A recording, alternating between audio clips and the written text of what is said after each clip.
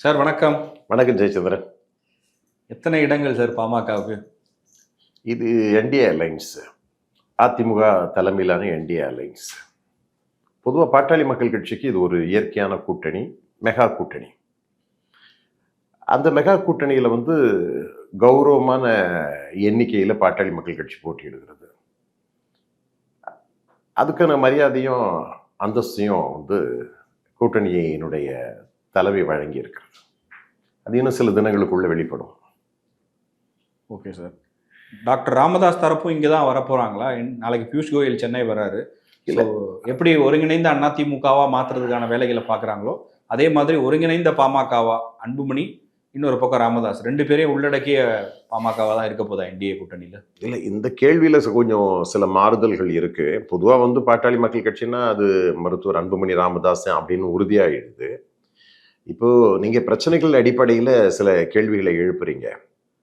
பொதுவாக அப்படிப்பட்ட வாய்ப்புகள் குறைவு என்று சொன்னாலும் பொதுவாக இதற்கு அவருடைய ஆசி இருக்கணும். மருத்துவர் அன்புமணி அவர்கள் ராமதாஸ் அவர்கள் முயற்சி செய்து உருவாக்கி இருக்கிற இந்த கூட்டணிக்கு ஐயாவுடைய ஆசி இருக்கணும். ஏன்னா அவர் தான் எங்களுடைய தத்துவ தலைக்கருத்தா, அதில் ஒன்றும் மாற்று கருத்துக்கள் இல்லை. ஆகவே இந்த சூழ்நிலைகளில் பாமகவினுடைய வெற்றியை கருத்தில் கொண்டு அவர் அமைதியாக இருப்பாருன்னு தான் நான் கருதுறேன். ஏன்னா அவர் அமைதியானா எலெக்ஷன்லேயே போட்டியிட மாட்டாங்களா அவங்க தரப்பு? அதுக்கு பல பொருள் இருக்கு ஜெயச்சந்திரன். அமைதிக்கு பல பொருள்கள் இருக்கிறது. அப்போதான் நம்முடைய உண்மையான கௌரவம், நாம் உழைத்த உழைப்பு, நம்ம எதுக்காக இயக்கம் ஆரம்பித்தோம், சமூக நீதிக்காக, இடஒதுக்கீடுக்காக, கல்வி, வேலை வாய்ப்புகள் மற்றும் எதிர்கால இளைஞர்களுடைய வளர்ச்சிக்காக, சமூக வளர்ச்சிக்காக, சமூகத்தினுடைய முன்னேற்றத்திற்காக, தமிழ் சமுதாயத்தினுடைய முன்னேற்றத்திற்காக நாம் ஆரம்பிக்கப்பட்ட இந்த இயக்கத்தினுடைய வளர்ச்சி மேலும் மேலும் அதிகரிக்க வேண்டும் என்று சொன்னால் சில விடயங்களில் சிலர் அமைதி காக்க வேண்டும். அந்த அமைதி காக்கின்ற பொறுப்பை பொறுப்புணர்ச்சியோடு பலர் செய்வார்கள் என்கிற நம்பிக்கை எனக்கு உண்டு. ஏனென்று சொன்னால் ஒரு அரசியல் தொலைநோக்கு பார்வையிலே இப்படிப்பட்ட ஆழமான ஆழ்கடல் அமைதி என்பது தேவை. அப்படி தேவையாக இருக்கும் பட்சத்தில் பெருவெற்றியை நாம் கொண்டு சமர்ப்பிப்பதற்கு வாய்ப்பாக இருக்கு. எப்படியும் பார்த்தீங்கன்னா இந்த வரக்கூடிய தேர்தலை பொறுத்தவரைக்கும் திராவிட முன்னேற்ற கழக ஆட்சி வீட்டுக்கு அனுப்ப போவது உண்மை. அதுவும் குறிப்பாக பாட்டாளி மக்கள் கட்சி ஒரு வருட காலத்திற்கு மேலாக மருத்துவர் அன்புமணி ராமதாஸ் அவர்கள் தெளிவாகவே இதை செய்து கொண்டிருக்கிறார். இதே கருத்திலே தான் மருத்துவர் ஐயா அவர்களும் திமுகவை வீட்டுக்கு அனுப்புவது சமூக நீதிக்கு எதிராக இருக்கக்கூடிய, பொதுவாக அந்த சமூக நீதி விவகாரத்திலே சாதி வாரியான கணக்கெடுப்பு, பல்வேறு பிரச்சனைகள், இடஒதுக்கீடு வழங்காதது, இது குறித்து அதிக அக்கறையோடு கவலையோடு திராவிட முன்னேற்ற கழகத்துக்கு எதிராக இருக்கிறதே என்று சொன்னவர் அவர். அது மாத்திரமல்ல, நான் உன்னை பார்க்கணுமா அப்படின்னு சொல்லிட்டு திமுகவையும் ஸ்டாலினையும் கடுமையாக விமர்சனம் செய்தவர் மருத்துவர் ஐயா அவர்கள். அப்பேற்பட்டவர் இப்போ ஒரு அற்புதமான வாய்ப்பு பாட்டாளி மக்கள் கட்சி கிடைத்திருக்கிறது. சமூக நீதியை நிலைநாட்டக்கூடிய ஒரு கூட்டணி இப்பொழுது அமைந்திருக்கிறது. அப்போ நமக்கு பழம் கனிந்து வரக்கூடிய ஒரு சூழ்நிலை. மாம்பழம் ஒரு பக்கம் இருக்கிறது, பழம் கனிந்து வரப்போகிறது, வெற்றியும் கனிந்து வரப்போகிறது. இந்த சூழ்நிலையில் அமைதியே பெரும் வெற்றிக்கு துணையாக இருக்கும் என்றுதான் நான் சொல்லுகிறேன். சார், டிடிவி தினகரன் எடப்பாடியை பற்றி பேசாததா? என்னென்ன சொன்னார்னு தெரியும், எவ்வளவு தூரம் ரெண்டு பேரும் மாற்றி மாற்றி விமர்சிச்சாங்கன்னு தெரியும். அவங்களே நீங்கள் ரெண்டு பேரும் பக்கத்தில் உட்காந்துட்டாங்க. ஒரே மேடைன்னு ஆயிடுச்சு, ஒரே இலக்கு, திமுக தான் தீய சக்தி, அவங்கள தான் ஒழிக்கணும்னு ஒரு லைனில் அவங்க எல்லாம் வந்துட்டாங்க. அப்படி இருக்கும்போது இவங்க ரெண்டு பேரும் வரமாட்டாங்களா? இல்லை பிஜேபி அதற்கான முயற்சிகள் எடுக்கலையா? இல்லை, அதுதான் இப்போ உங்களுக்கு பார்த்தீங்கன்னா இதுவே நான் ஆரம்ப காலத்திலே சொல்லுகிறேன், சில விஷயங்கள் முடிந்து போன விஷயம். அதை இன்றைக்கு அந்த பாசிட்டிவ் அப்ரோச் என்ற அடிப்படையில் மருத்துவர் அன்புமணி ராமதாஸ் கொண்டு வந்திருக்கிறார். நான் கூட இந்த தேசிய ஜனநாயக கூட்டணியிலே பிரதமர் அவர்கள் நரேந்திர மோடி அவர்கள் உரையாற்றிய அந்த தருணத்திலே மேடையிலே தலைவர்களுடைய பங்களிப்பை நான் பார்த்தேன். எடப்பாடி பழனிசாமிக்கு திராவிட முன்னேற்ற கழகத்துக்கு வீட்டுக்கு அனுப்ப வேண்டும் என்று சொல்கிறார். நரேந்திர மோடி அவர்களும் இந்த அரசை அகற்றுங்கள், இந்த மாநிலம் செழிக்க வேண்டும் என்று சொன்னால் அதற்கான உதவியை மத்திய அரசில் இருந்து பிரதமராக இருந்து நான் செய்வேன் என்று அவரும் சூளுரைக்கிறார். அதற்கு பிறகு பாட்டாளி மக்கள் கட்சியினுடைய தலைவர் அன்புமணி ராமதாஸ் அவருடைய எழுச்சி உரை அந்த மாநாட்டையே பிரமிக்க வைத்தது. அப்பேற்பட்ட மாபெரும் முறையை அவர் உருவாக்கி பேசியதோடு மட்டுமல்லாமல் திராவிட முன்னேற்ற கழக அரசு ஏன் வீட்டுக்கு அனுப்ப வேண்டும், பொய்யர்களுடைய ஆட்சி, ஜீரோ கவர்மெண்ட், இப்ப இது இந்த அரசாங்கம் ஒரு ஊழலில் திளைத்த அரசாங்கம் என்கிற பல கருத்துக்களை சொன்னதோடு மட்டுமல்லாமல், உதாரணத்துக்கு அவர் சொல்லுகிற பொழுது நிர்வாகத்திலே எந்த அளவுக்கு ஊழல் இருந்து கொண்டிருக்கிறது என்பதை குறிப்பிட்டு சொன்னார். அவர் பல இடங்களிலே சொல்லி வந்து கொண்டிருக்கிறார். அவர் 108 நாள் நடைபயணம் போகிற பொழுது என்னென்ன கருத்துக்களை வைத்தாரோ அந்த கருத்துக்களினுடைய சார அம்சத்தை ஒட்டுமொத்தமாக பிரதமர் முன்னாலே பிழிந்து கொடுத்தார். ஒரு நம்பிக்கை துளிர்விட்டது. அந்த மாநாட்டிலே ஒரு நம்பிக்கை துளிர்விட்டது. அந்த மாநாடே பிரமிக்க வைக்கக்கூடிய ஒரு மாநாடு இருந்தது. ஏற்கனவே உருவான கூட்டணி, டிடிவி தினகரன் போன்றவர்கள் எல்லோருமே அமர்ந்திருக்கிற இந்த சூழ்நிலையில் மேலும் இந்த என்டிஏ கூட்டணியை வலுப்படுத்துவதற்கு இன்னும் புதிய கட்சிகள் வந்து வர இருக்கின்றன. அப்போ பலம் பொருந்திய ஒரு முதன்மையான கூட்டணி என்டிஏ அலைன்ஸ், எடப்பாடி தலைமையில் இருக்கக்கூடிய இந்த கூட்டணி தான் திராவிட முன்னேற்ற கழக அரசு விரைவிலே வீட்டுக்கு அனுப்பும். இன்னைக்கே எழுதி வச்சுங்க. நீங்க அடுத்த பேட்டியில் நீங்க பார்க்கும்போது நிச்சயமா இந்த அரசுக்கு எதிரான ஒரு இப்பவே மக்கள் திரள் வந்து இந்த ஆட்சியை வீட்டுக்கு அனுப்ப வேண்டும் என்று சொல்லிக் கொண்டிருக்கிறார்கள். அதற்கான நிலைமை உருவாகி இருக்கிறது என்று தான் நான் கருதுகிறேன். ஜெயகுரு அவருடைய மகன் வந்து சந்திச்சிருக்காரு, டாக்டரையும் சந்திச்சாரு, அன்புமணி ராமதாஸ் அவர்களையும் சந்திச்சிருக்காரு. என்ன சார் டெவலப்மெண்ட் இது? மறுபடியும் வந்து ஒருங்கிணைந்து வேலை செய்ய போறாங்களா? இல்லை, பொதுவாக வந்து மருத்துவர் அன்புமணி ராமதாஸ் பாட்டாளி மக்கள் கட்சி ஒரு தவிர்க்க முடியாத ஒரு சக்தி என்பதோடு மட்டுமல்லாமல் யாரெல்லாம் மனமாச்சரியமாக இருந்தார்களோ, இப்போ பார்த்தீங்கன்னா ஒரு நல்ல அலைன்ஸை உருவாக்கி பாட்டாளி மக்கள் கட்சி ஒரு மறுமலர்ச்சியோடு பயணப்படுவதற்கான வாய்ப்பை அன்புமணி ராமதாஸ் அவர்கள் உருவாக்கி இருக்கிறார். அதனால என்ன பண்ணியிருக்காங்கன்னா, இப்போ எல்லாம் தூரம் இருந்து பார்த்தவர்கள் இப்போ பிரமிக்க வைக்கக்கூடிய அளவுக்கு இதை உருவாக்கி இருக்கிறார்கள் சொன்னால் அவர்கள் வருவது இது வந்து அரசியலாக நான் கருதவில்லை. அவர்கள் ஒரு அழைப்பிதழ் கொடுக்க வருகிறார்கள். அன்பாக இப்போ யாரையும் வந்து நாம் வந்து எதிர்நோக்கம் கொண்டு பார்ப்பதே கிடையாது. அதுவும் குறிப்பாக வந்து மாவீரன் குருவுடைய பிள்ளைகள். அவர் அதை ஒரு காலகட்டத்தில் மருத்துவர் அன்புமணி ராமதாஸ் தெளிவாக சொன்னார். எங்கிருந்தாலும் இந்த பிள்ளைகளை நான் அரவணைப்பேன், எப்படி இருந்தாலும் அரவணைப்பேன், என்ன விமர்சனம் செய்தாலும் எதிர்காலத்தில் நம்மிடத்திலே வருவார்கள். அந்த அடிப்படையில் அப்போ வந்திருக்காரு, பார்த்துருக்கிறாரு. காலப்போக்கிலே அவர்களெல்லாம் நம்முடன் இணைந்து செயல்படுவதற்கான வாய்ப்புகள் இருக்கிறது. இப்போதே இணைந்து செயல்படுவதற்கான வாய்ப்பாகத்தான் நான் கருதுகிறேன். Okay sir. இப்போ நீங்களும் விருப்ப மனுவெல்லாம் கொடுத்துட்டு நேர்காணலுக்கெல்லாம் போயிருந்தீங்க? நானும் போயிருந்தேன். அதாவது நீண்ட கால அரசியல் பயணம் என்னுடையது. இந்த காலகட்டத்தில் வந்து இந்த மருத்துவர் அன்புமணி ராமதாஸுடைய கரங்களை வலுப்படுத்த வேண்டும் என்று சொன்னால் பாட்டாளி மக்கள் கட்சியில் விவரமான அரசியல் தெரிந்தவர்கள் இன்றைக்கு அவருடன் கை கொடுத்து பயணப்பட வேண்டும் என்ற கருத்தின் அடிப்படையிலே தான் நாங்கள்லாம் இப்போ விருப்ப மனு கொடுத்துருக்கிறோம். அவருடைய விருப்பம் மட்டுமல்ல, சூழ்நிலைகளுக்கு அடிப்படையிலே அதற்கான வாய்ப்புகள் கிடைத்தால் நல்வாய்ப்பாக நாங்கள் பயன்படுத்திக் கொள்வோம். ஓகே. இந்த உங்களுடைய கூட்டணியில் நீங்கள் இடம்பெற்று உங்களுடைய வேலைகளை ஸ்டார்ட் பண்ணது ஒரு பக்கம் இருந்தாலும், இன்னொரு சைடு டாக்டர் ராமதாஸ் நீங்கள் அமைதியாக இருக்கணும்னு நீங்கள் சொல்கிறீங்க. ஆனால் அவர் வந்து எதர் டிஎம்கே சைடோ இல்லை டிவிகே சைடோ போகிறதுக்கு பேச்சுவார்த்தை நடத்துகிற மாதிரி சொல்கிறாங்க. அப்படி இல்லைனாலும் கூட தனித்தே நிற்க போகிறார் அப்படிங்கிற செய்திகளும் வருது. இல்லை, என்னை பொறுத்தவரையிலும் அமைதியாக இருக்க நான் சொல்லலை.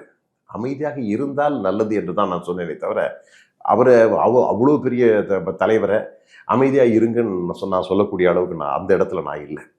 ஏன்னா அவர் ஒரு மிகப்பெரிய தலைவர், அதில் ஒன்றும் மாற்று கருத்துக்கள் கிடையாது. இப்போ நீங்கள் வந்து ஏன்னா இன்றைய நீங்கள் சொல்லுகிற இந்த சூழ்நிலைகள், இந்த வரிசையே பார்க்கும் பொழுது பார்த்தீங்கன்னா நம்முடைய வெற்றி உருவான வெற்றி, இந்த வெற்றி உருவாகி இருக்கிறது. இந்த இயக்கத்தினுடைய ஆரம்ப அடித்தளம் வேர் எல்லாம் நீங்க தான். ஆனால் இன்றைக்கு கடந்த 25-30 ஆண்டுகளாக மருத்துவர் அன்புமணி ராமதாஸ் பாட்டாளி மக்கள் கட்சியை மெருகூட்டி இளைஞர்கள், ஏராளமான இளைஞர்களை தன்வசப்படுத்தி இந்த இயக்கத்தை ஒரு மிகப்பெரிய ஒரு லட்சிய பாதைக்கு கொண்டு சென்று கொண்டிருக்கிறார். அதோடு மருத்துவர் அன்புமணி ராமதாஸ் மட்டுமல்ல, சௌமியா அன்புமணி அவர்களும் ஒரு வகையில் பார்த்தீங்கன்னா பிஹெச்டி முடிச்சவங்க. அவங்களும் டாக்டர் சௌமியா அன்புமணி தான். அவர்களும் இன்றைக்கு வந்து பயணப்பட்டு கொண்டிருக்காங்க. நீங்கள் பார்த்துருப்பீங்க, பெண்கள், ஏராளமான பெண்கள். இதுவரையில் நான் வந்து தமிழ்நாட்டில் இவ்வளவு அவர் செல்லுகிற இடமெல்லாம் ஏதோ ஒரு மாநாடு மாதிரி நடக்குது ஜெயச்சந்திரன். அது மாதிரி ஒரு கூட்டம் வந்துட்டு இருக்குது. ஆரம்ப காலத்தில் அம்மையார் ஜெயலலிதாவுக்கு வந்த கூட்டங்கள் விரும்பி அந்த அம்மையார் பின்னாலே வருவார்கள். அது மாதிரி சௌமியா அன்புமணி பின்னாலே இவ்வளவு பெண்கள் வருவதை பார்த்து எனக்கே ஆச்சரியம் முடியும். ஏன்னா நான் பாமக வரலாற்றிலே, வன்னியசங்க வரலாற்றிலே இவ்வளவு பேர் திரண்டதை இப்பொழுதுதான் நான் பார்த்து கொண்டே இருக்கிறேன். அதில் எனக்கு உண்மை உற்சாகமாக இருக்கிறது, ஆச்சரியமாக இருக்கிறது, உற்சாகமாக இருக்கிறது.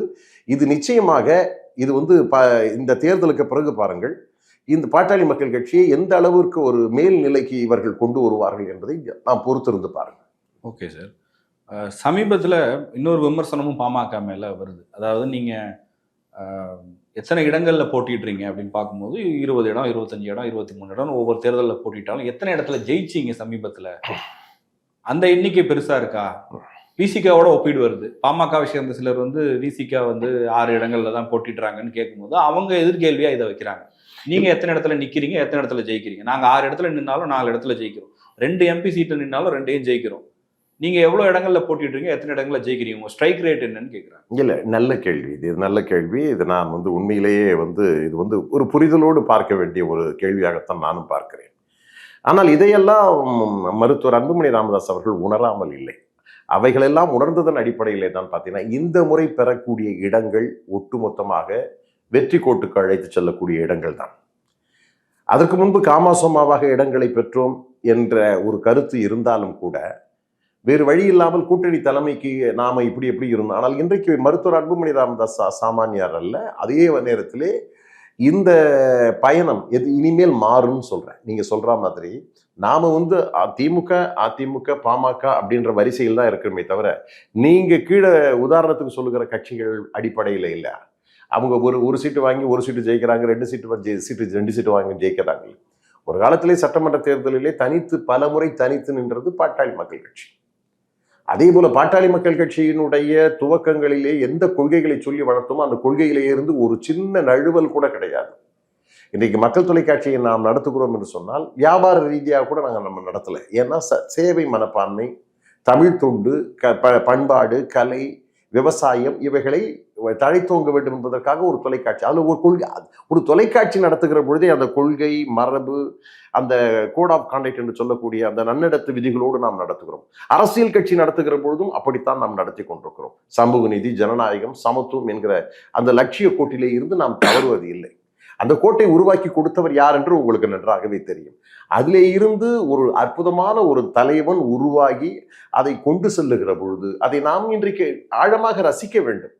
அந்த அடிப்படையில் சொல்லுகிறேன், அற்புதமான செயல் திட்டம் இருக்கிறது, எழுதி வைத்துக் கொள்ளுங்கள். இந்த இயக்கம் பாட்டாளி மக்கள் கட்சி மருத்துவர் அன்புமணி ராமதாஸ் மற்றும் டாக்டர் சௌமியா அன்புமணி அவர்களுடைய தலைமையிலேயே ஒரு திருப்பு முனையை ஏற்படுத்தும். ஆஹா, இப்படிப்பட்ட ஒரு வளர்ச்சியை பாட்டாளி மக்கள் கட்சி இவ்வளவு குறுகிய காலத்திலே எப்படி பெற முடிந்தது என்று சொன்னால் இவருடைய செயல் திட்டம், வேலை திட்டம் பிரமிக்கத்தக்க வகையில் உருவாகி வந்து கொண்டிருக்கிறது என்பதை நான் தெளிவுபட சொல்கிறேன். சார், நீங்கள் இந்த கூட்டணி உருவானதே இப்போ சமீபத்தில் தான். பிஜேபி வேணால் அந்த ஏடிஎம்கே கூட்டணிக்குள்ளே ஒரு வருஷம் முன்னாடி வந்துட்டாங்க.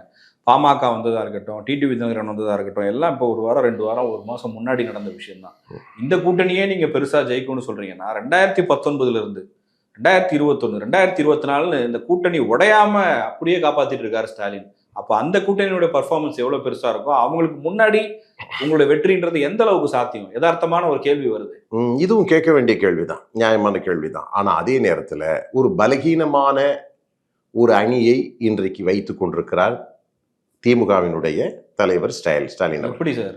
ஆமா, காங்கிரஸுக்கு எங்க கட்சியில எங்க இருக்கு? காங்கிரஸ் கட்சி பலகீனப்பட்டு போய் வெறும் தலைவர்களை வைத்துக்கொண்டு எண்ணிக்கையை அவர்கள் அதிகப்படுத்தி கொண்டிருக்கிறார்களே தவிர காங்கிரஸை விட இன்றைக்கு பாஜகவை பார்த்தீர்கள் என்றால் பன்மடங்கு வளர்ந்திருக்கிறது தமிழ்நாட்டிலே.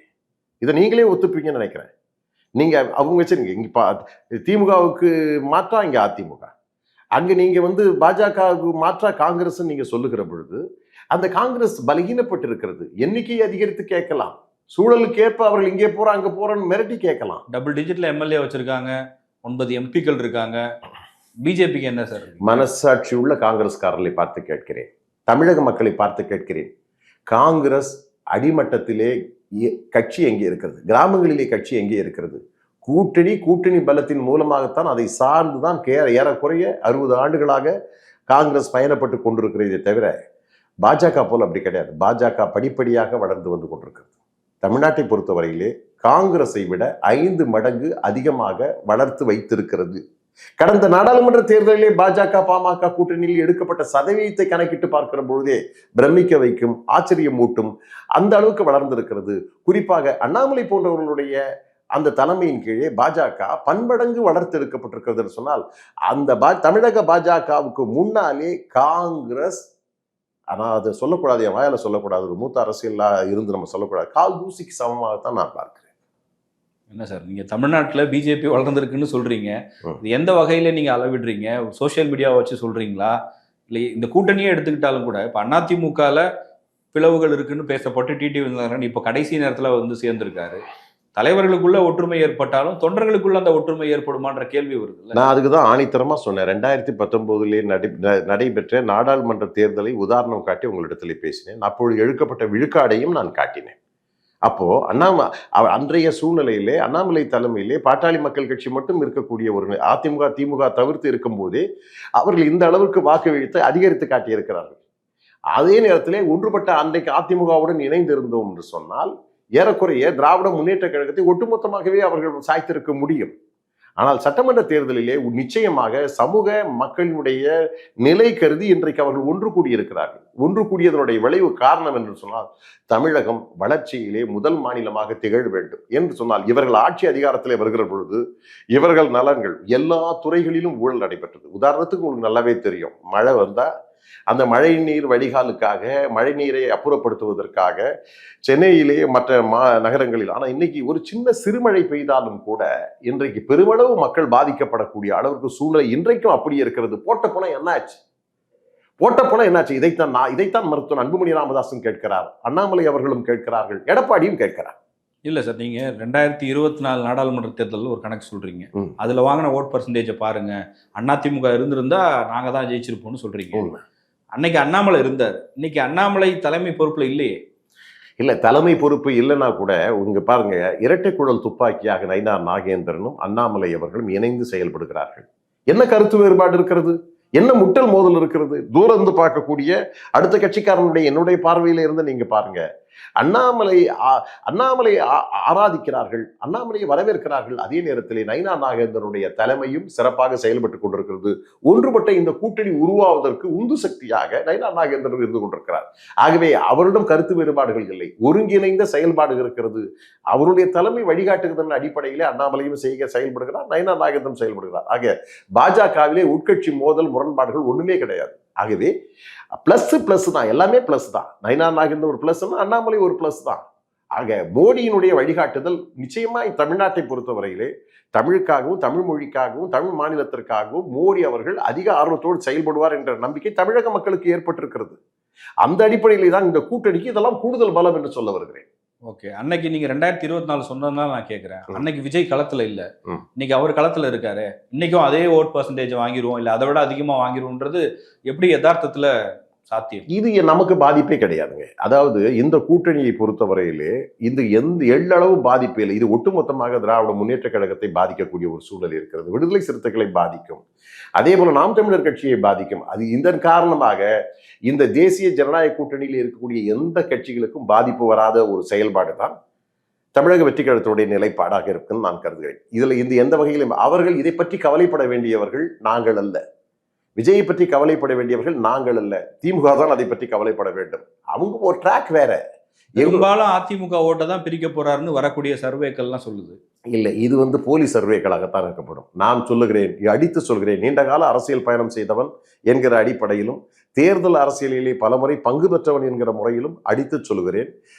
இந்த விஜயாலேயோ அவருடைய அரசியல் கட்சிகளாலோ இன்னைக்கு அதிமுக கூட்டணிக்கோ என்டிஏ கூட்டணிக்கோ எந்த ஒரு சிறு பாதிப்புகள் கூட இருக்காது. இது கூடுதல் பலம் தான். அதாவது விஜய் தனியாக நிற்பது கூடுதல் பலமாகத்தான் கருதுகிறேன். அதை விவரிப்பதற்கு என்னிடத்துல பல ஆதாரங்கள் இருக்கு. இல்ல, அது நீங்க சொல்றீங்க. எப்படி அவர் விஜய் தனியா நிக்கிறது, மறுபடியும் திமுக தான் ஆட்சிக்கு வரப்போகுதுன்னு சொல்றாங்க. எதிர்ப்பு வாக்குகளை விஜய் ஒரு பக்கம் பிரிக்க போறாரு, சீமான் ஒரு பக்கம், என்டிஏ கூட்டணி ஒரு பக்கம்னா எளிதா திமுக ஆட்சிக்கு வரப்போகுதுன்னு சொல்றாங்க. இல்ல, அந்த தன்மையே வேற. இந்த அரசியலிலே தான் இதை முழுமையாக நீங்கள் பார்க்க போகிறீர்கள். ஏன்னா விஜயகாந்த் அரசியல் வருகையும் நான் அறிந்தவன், அதே போல கமல்ஹாசனுடைய வருகையும் நான் அறிந்தவன். விஜயகாந்த் பக்கத்துல கூட பல முக்கிய பிரமுகர்கள் இருந்தார்கள், அரசியல் வழிகாட்டுவதற்கு அதிக நபர்கள் இருந்தார்கள்.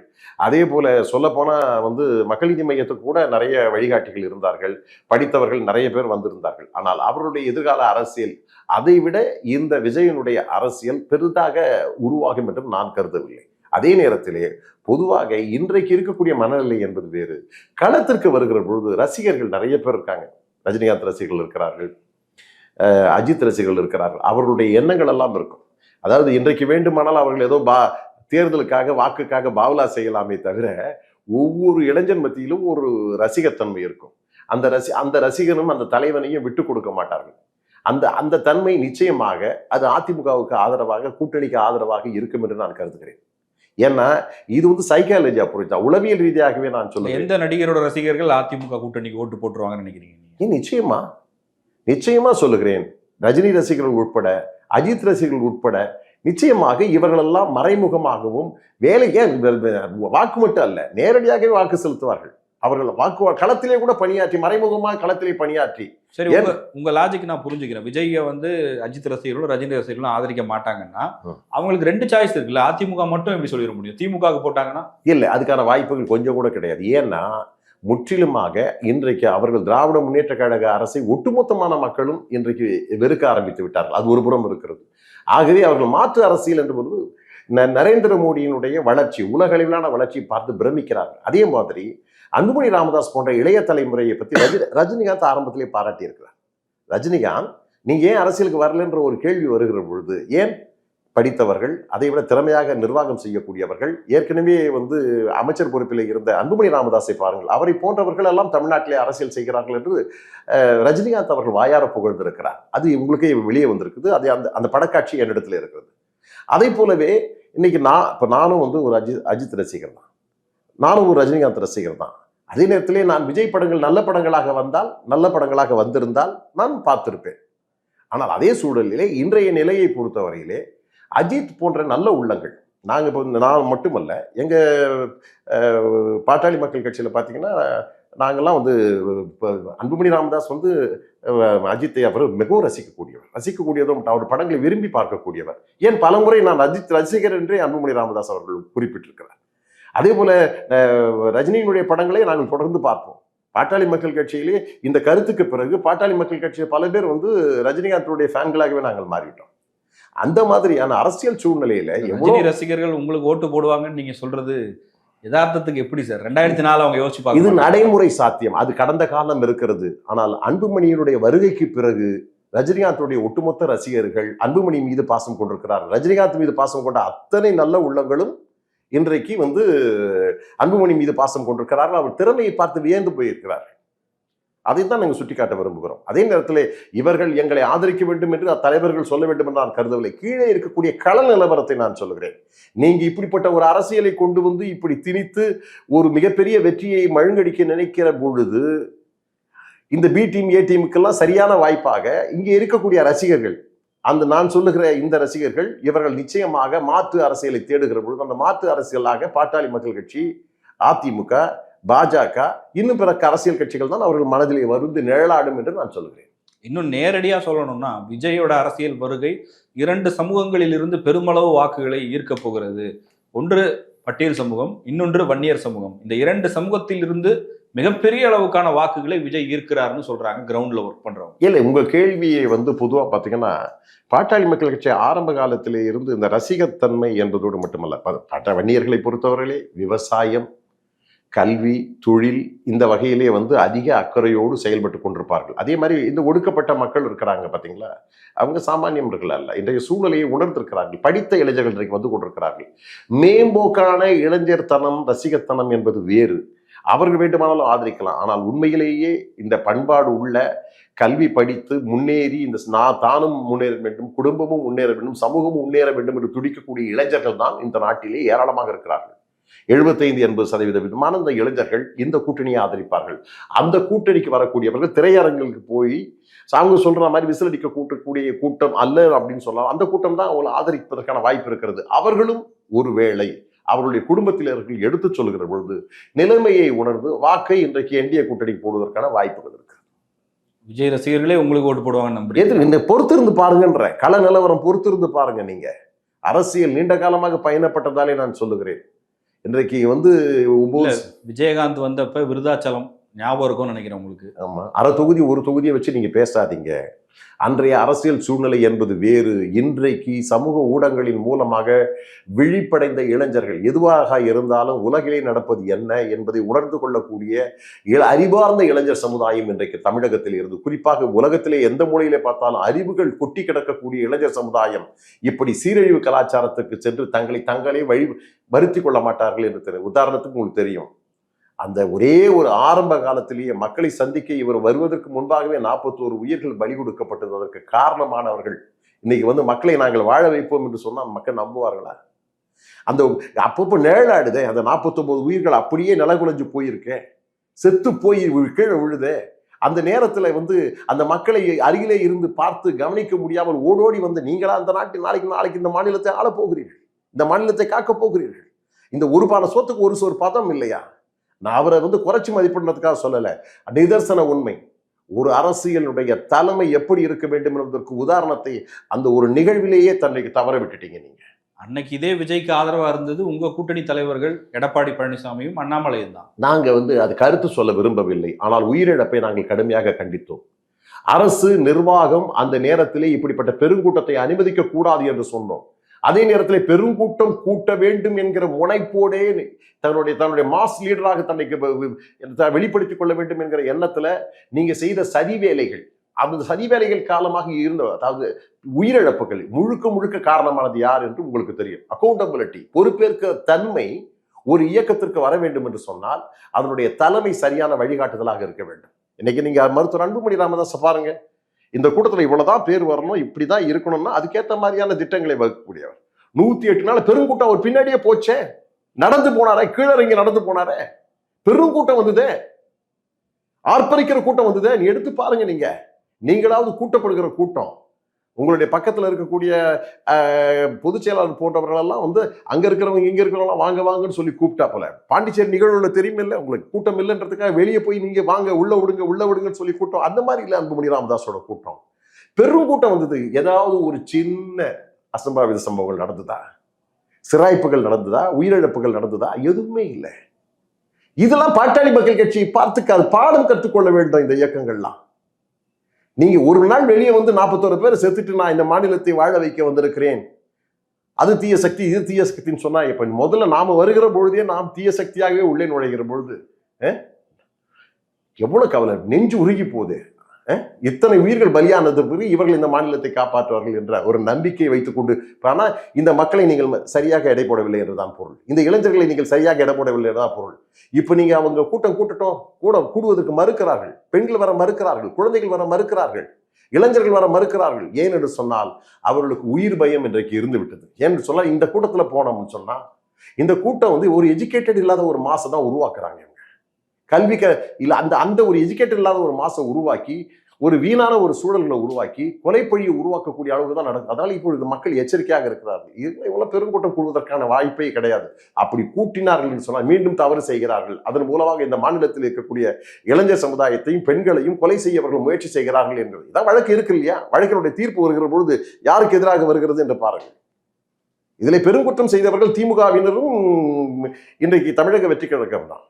ஆனால் அதை ஒழுங்காக வழிநடத்த வேண்டிய விஜய் தப்பி போக முயற்சி செய்ததுதான் பெருங்குற்றம். பார்த்து பதறி போயிட்டனான். இப்படிப்பட்ட ஒரு மோசமான ஒரு தலைமை இருக்கும் பொழுது எதிர்காலத்தில் ஒட்டுமொத்தமான மக்களுடைய எதிர்காலத்தை நினைத்து வருத்தப்படாமல் இருக்க முடியுமா? நீங்க வந்து இன்னைக்கு நாங்கள் தான் ஒரு மாற்று சக்தி என்று சொல்லுகிற பொழுது எவ்வளவு கேவலமா இருக்குது. அதிமுக முதன்மையான இடத்துல இருக்கு, வேற வழி கிடையாது. அப்போ இப்ப சமீப காலமாக அதிமுகவுக்கு எதிராக இவர்கள் ஏன் பேசுகிறார்கள் சொன்னால் அதிமுக மேல போயிடுச்சு, அதிமுக அணியின் மேல போயிடுச்சு, பாமக மேல போயிடுச்சு, பாஜக மேல போயிடுச்சு, ஆகவே இவர்கள் எட்டி பிடிக்க வேண்டும் என்பதற்காக ஏதோ உளறி கொண்டிருக்கிறார்கள். அந்த உடல்நிலை மக்கள் புரிந்து கொண்டிருக்கிறார்கள். ஆகவே இது அசைக்க முடியாம இன்னைக்கு சொல்றேன். ஊழல் சக்தின்னு சொன்னாரு, அதுக்கான பதிலையும் நீங்க சொல்லணும்ல. அவர் பொதுவா போற போக்குல அதிமுக விமர்சனம் பண்ணல. ஊழல் சக்திகள் இதற்கு முன்பு இருந்தவர்களும் சரி இப்ப இருக்கவங்களும் சரி வேணாம், மக்கள் ஒரு புதிய மாற்றத்தை எதிர்பார்க்கிறாங்கன்றதா அவங்களுடைய கோரிக்கை. இல்லை, எடப்பாடி பழனிசாமி கடந்த முறை அவர் நிர்வாகம் செய்த பொழுதும் சரி பல மாறுதல்கள் இருந்திருக்கிறது. இந்த மாநிலத்தை வளர்ச்சி பாதையிலே கொண்டு செல்வதோடு மட்டுமல்லாமல் மத்திய அரசினுடைய விருதுகளை பல விருதுகளை பெற்று ஆட்சியை நிர்வாகத்தை சிறப்பாக நடத்தி காட்டியவர். அவரிடம் கோரிக்கையை வைக்க முடியாத அளவுக்கு எல்லா கோரிக்கைகளும் கவனித்தவர் யார் என்று சொன்னால் எடப்பாடி பழனிசாமி. இந்த முறை மக்கள் ஏன் வாக்களிக்க வேண்டும் என்று சொல்கிறேன் என்று சொன்னால் மாநிலத்திலே எடப்பாடி அவர்கள் முதலமைச்சராகவும் அதே நேரத்திலே தேசிய அளவிலே இப்ப நரேந்திர மோடி பிரதமராக இருக்கும் இந்த கூட்டணி அலைன்ஸ் வந்தன் மூலமாக இந்த மாநிலத்தினுடைய கல்வி வளர்க்கப்படும், தொழில் வளர்க்கப்படும், வேலை வாய்ப்புகள் கிடைக்கும். டபுள் இன்ஜின் சர்க்கார் சொல்றீங்களா? இல்ல, அதை நான் சொல்ல வரல. அது டப்பா இன்ஜின் சர்க்கார்னு முதலமைச்சர் நான் ஸ்டாலின் சொல்லுவது என்ன சொன்னா, ஒரு திட்டங்கள் வருகிற பொழுது அந்த திட்டங்களுக்கு உதவியாக நிதி உதவிகள், இவங்களுக்கு நிதி உதவிகளை கேட்டு பெறுவதிலும் சரி, நிதி உதவிகளை கேட்டு பெறுவது அல்லது சலுகைகளை, புதிய திட்டங்களை இன்றைக்கு உருவாக்கி கொடுப்பது இல்ல, என்பது. இன்னைக்கு எடப்பாடி பழனிசாமி ஆதரிக்கிறீங்க. உங்க தலைவர் கடந்த காலங்கள்ல ஒரு கவுன்சிலருக்கு கூட தகுதி இல்லாதவர் எடப்பாடின்னு சொல்லியிருக்காரு. விமர்சனங்களை நாங்கள் வைக்கவில்லை என்று சொல்லுவோம். இன்றைக்கு கூட எங்கள் கூட்டணியில் இருக்கக்கூடிய பாஜகவை கூட நாங்கள் விமர்சித்திருக்கோம். ஏன்னு சொன்னால் அது அந்த நிகழ்வின் அடிப்படையிலே பொறுத்து, அந்த பிரச்சனைகளின் அடிப்படையிலே பொறுத்து, தேவைகளின் அடிப்படையிலே பொறுத்து, உரிமைகளின் அடிப்படையிலே நாங்கள் விமர்சனங்களை வைக்க தவறியதே இல்லை. நீங்க சொல்ற மாதிரி விமர்சனங்களை நாங்கள் வைக்காதவர்கள் என்று நாங்கள் தப்பி ஓட முயற்சி செய்யவில்லை. நாங்கள் பல விமர்சனங்களை வைத்திருக்கிறோம். அந்த விமர்சனத்தை திருத்திக் கொண்டு செயல்பாட்டு திட்டங்களை அறிவித்தது மரியாதைக்குரிய எடப்பாடி, அதே போல மாண்புமிகு நரேந்திர மோடி என்பதை இந்த இடத்தில் நாங்கள் சுட்டிக்காட்ட கடமைப்பட்டோம். நன்றி சார். நன்றி.